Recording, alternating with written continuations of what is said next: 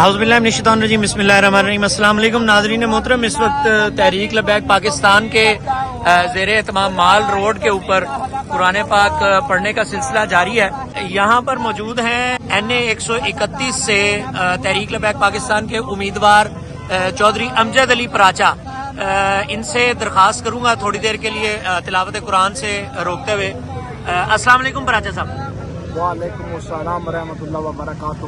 امجد علی پراچا صاحب، کیا دیکھ رہے ہیں یہاں پر قرآن پاک کی بے حرمتی ہوئی سویڈن میں، اور آپ جو ہے وہ سیاسی ایک امیدوار بھی ہیں، آپ نے پچھلا الیکشن بھی لڑا ہے، کافی سارے ووٹ بھی لیے ہیں، تو کیسے دیکھتے ہیں کہ سیاستدان تو اس طرح قرآن پاک نہیں پڑھتے ہمیں نظر آئے کبھی، اور کبھی بھی اس طرح کی ہم نے ایکٹیویٹی نہیں دیکھی، آپ کس طرح دیکھتے ہیں اسے؟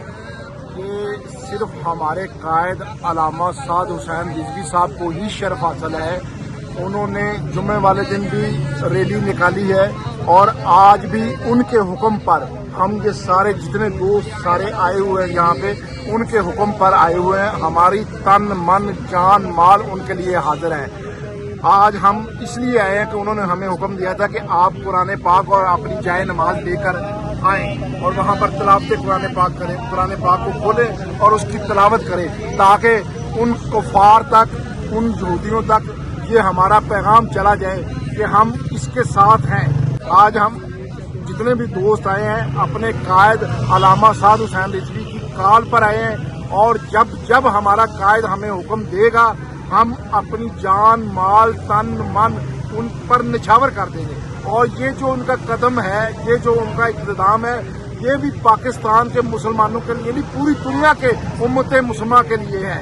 یہ دیکھیں، یہ آج تک اس طرح کسی نے کوئی ریلی، کسی نے کوئی اس طرح کی کال نہیں دی جس طرح ہمارے قائد نے سب تمام ورکران کو کہا کہ قرآن پاک اور جائے نماز لے کر آئیں اور قرآن پاک کی تلاوت کریں، تاکہ ہمارا پیغام یہود و انصار تک چلا جائے کہ ہمارا دین ایمان قرآن، مرنا جینا اس قرآن کے ساتھ ہے، ہم اس کی وجہ سے ہیں مسلمان۔ تو اس لیے ہمارا قائد جو حکم ہمیں دے گا ہم اس کی تعمیل کریں گے، اور انشاءاللہ جو اگلا حکم ہوگا ان کا، ہماری جان مال تن من ان پہ نشاور ہوگا، اور اس قرآن پاک کی وجہ سے ہم مسلمان ہیں۔ خدا را میرا پیغام ہے ان حکمرانوں کو، جاگیں۔ یہ دیکھیں ان کے ہاتھ میں حکومت ہے تو یہ کیا کر رہے ہیں؟ کسی ایک پارٹی، یہ 13-14 پارٹیاں اکٹھی ہو گئے حکومت بنائی ہوئی ہے انہوں نے، تو یہ آپ دیکھیں کسی ایک کو توفیق ہوئی ہے، کسی ایک کو اتنا بڑا سامنا ہو گیا ہے۔ پوری دنیا کے مسلمانوں کو صرف اور صرف میرا قائد علامہ سعد حسین رضوی جگا رہا ہے، تو اس لیے یہ سارا کریڈٹ میرے قائد علامہ سعد حسین رضوی صاحب کو جاتا ہے۔